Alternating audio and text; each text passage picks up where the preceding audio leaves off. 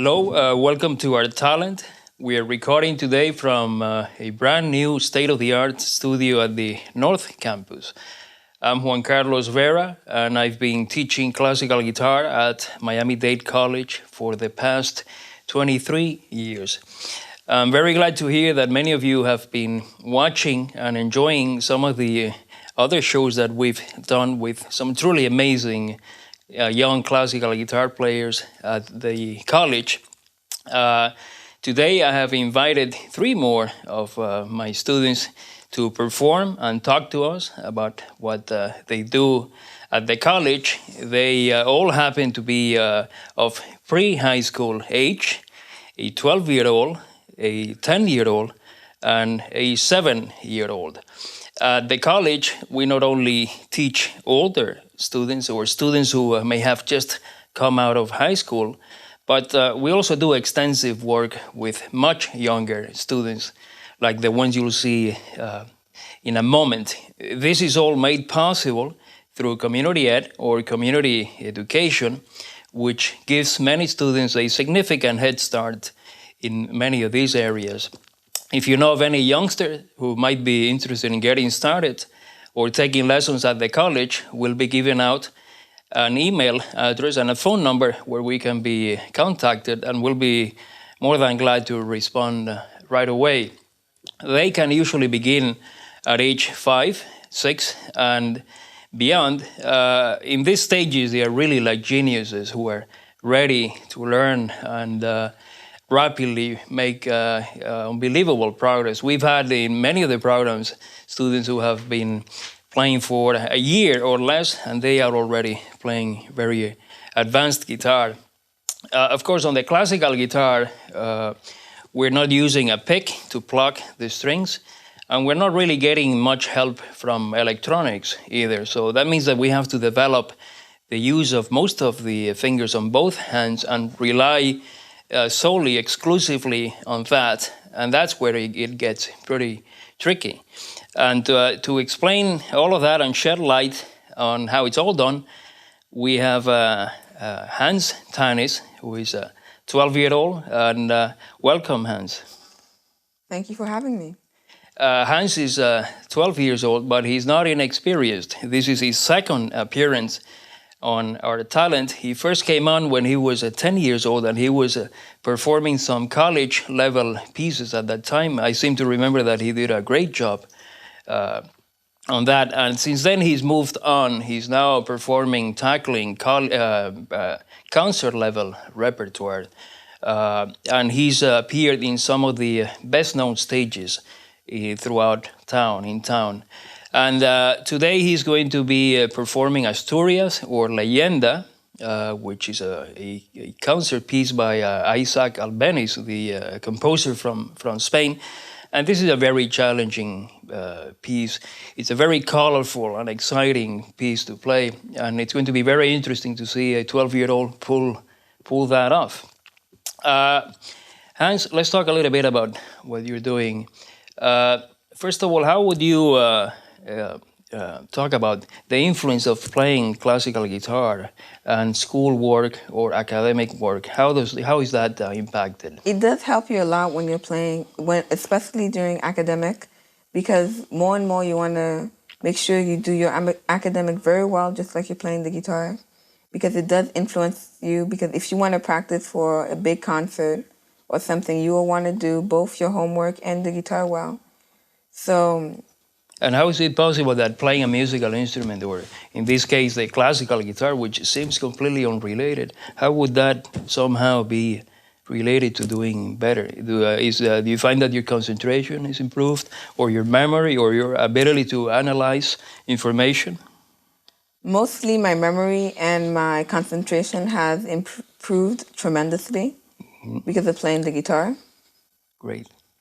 Now, you use nails when you play. Is that how you get that loud, strong sound on the thumb, especially? Yes, it truly does help. Is that like having a pick on every finger, basically? Yeah, it is like having a pick on every finger. Do people ask you why you have long nails on the right hand? Yeah, they do have that sometimes, and I always tell them because I play guitar. Now let's talk a little bit about discipline. How much discipline does it take for a 12-year-old to reach an advanced level of guitar playing? It takes a lot of discipline because you have to practice every day for about an hour and 30 minutes to 3 hours.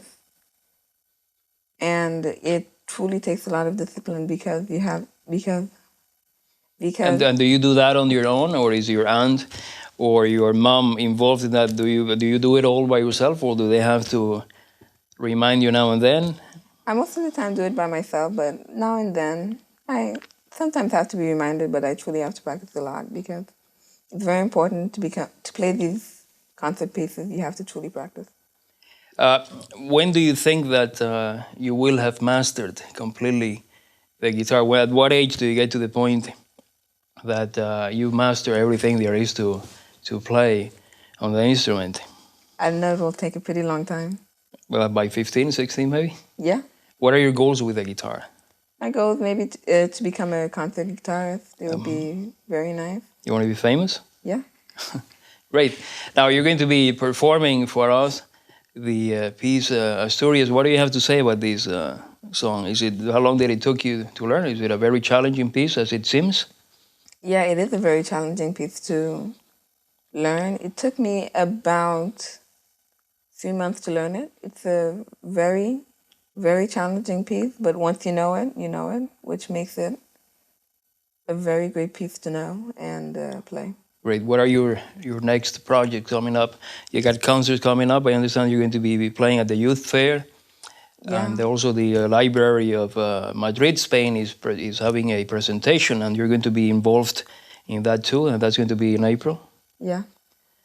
Very good. So now we're going to watch Hans perform Asturias or Leyenda by Isaac Albeniz.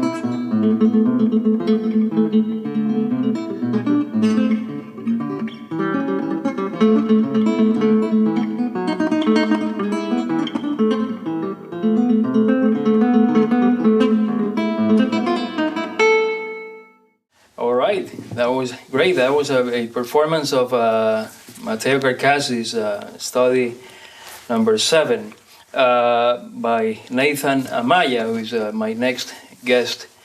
Matteo Carcassi, you often hear this name. He's a composer who did 25 songs or pieces that are used for teaching guitar, and so they are very helpful. And students doing usually at college level. And so we're going to talk to Nathan. Nathan is the son of Jacqueline Mayorga. Jacqueline is a well-known professor at the Kendall campus in the biology department. We often have faculty and staff sign up their kids at community education, and especially with teachers, sometimes we have a big advantage because they have a lot of experience working with students, and they can help organize their practice at home, and we usually get a lot done. So we're going to be talking about what Nathan has just done. Nathan, you played, when you were playing, you were moving all over the fingerboard.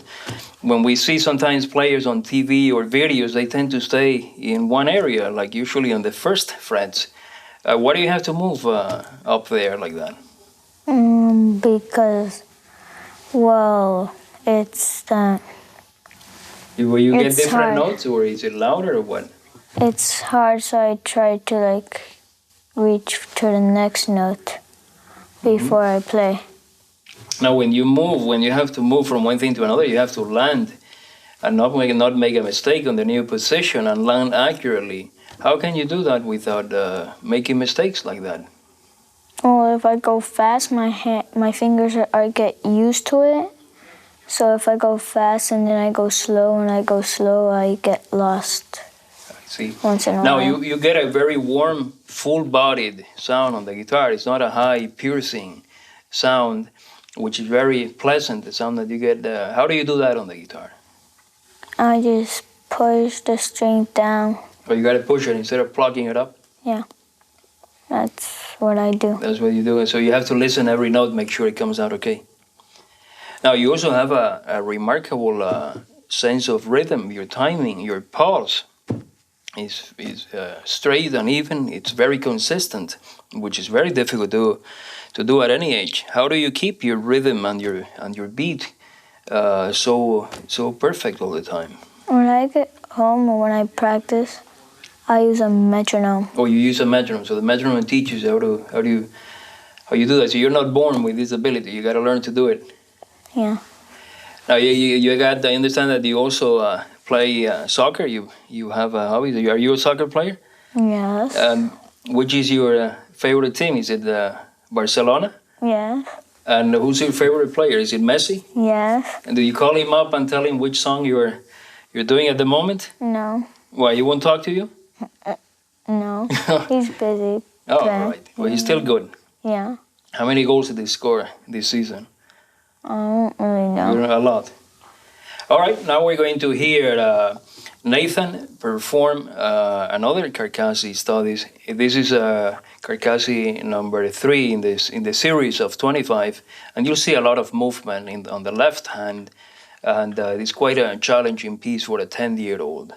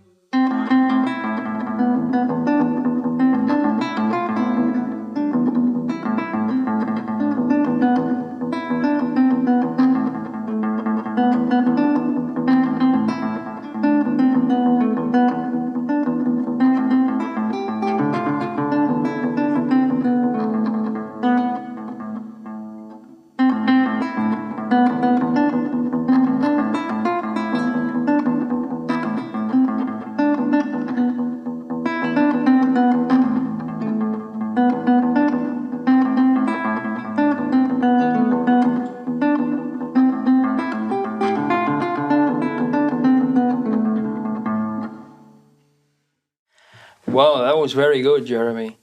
This is Jeremy Perez, and he just played some songs from Aaron Shearer's book, which he expands on technically different ways of developing technique.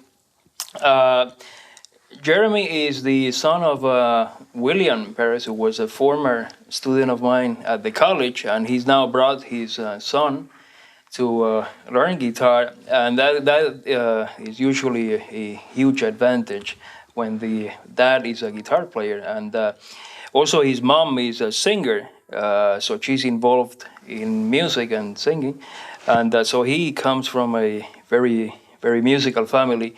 He just turned 7 a couple of weeks ago, so he was really 6 until last month, and this will show what a 6 and a 7-year-old can easily do on the guitar. You can see that he has incredible facility on the instrument. His fingers are very agile and flexible, and he makes everything look extremely easy. Now, Jeremy, what you were playing is you were like doing one finger and the thumb on Serenade 1, right? Which fingers were you doing, like the index and the thumb? And then what do? So you play the like a combination of the index and the thumb. Is that difficult to do? No. Is it easy? But you were playing pretty fast, especially at the end. How do you do that? Practicing. Oh, you practice a lot? And so you played, then you did this, you played with the index finger, then the middle finger. Now the other song, you were playing 2 notes, and how do you do that? You got to press 2 notes, play 2 notes at the same time? So you got to press with the fingers of the left hand at the same time you pluck it. On the this is the next song that you're going to be doing in a moment, so it's much more advanced, right? What do you do on that next song? So you're going to be playing two notes at the same time. So you got to play two, pluck two, and at the same time you got to squeeze with two fingers all of it at the same time, right? Yeah. How do you do that? How difficult is that to do?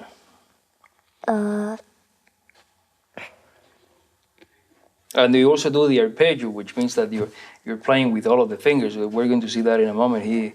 We'll see his great ability. Now, you understand you have a little sister. Have you taught her first lessons on the guitar? Yeah. Oh, yeah? How old is she? 6 months. Oh, 6 months. She can play already on the guitar? No. No. What are you waiting for? Are you going to teach her? Yeah, but I have to wait until she has a guitar. Oh, you got to get one. But you've also taught your mom, right? You've taught your mom how to play guitar? She still doesn't know, but She still doesn't know. She's not a good student? no, she just likes, she only sings. So she doesn't want to practice. You got to make her practice. She practiced singing at church. Oh, at church, all right. All right, very good. So now we're going to see that second piece, which shows the incredible abilities of a 7-year-old who was just 6 a few weeks ago.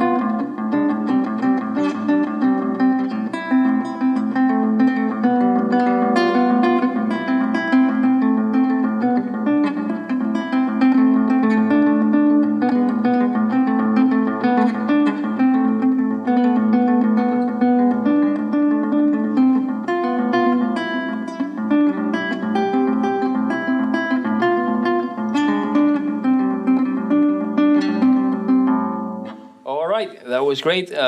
We really want to thank you for watching all of the shows that we have done. And we will be back very soon with more students at the college. We hope that this gets everybody motivated to sign up and do some of the great things that the students are doing at the college. We're going to finish with Asturias. There's been a great demand to hear Hans play Asturias again, so we're going to hear that as we finish the program, and we'll see you very soon again in another program of Our Talent.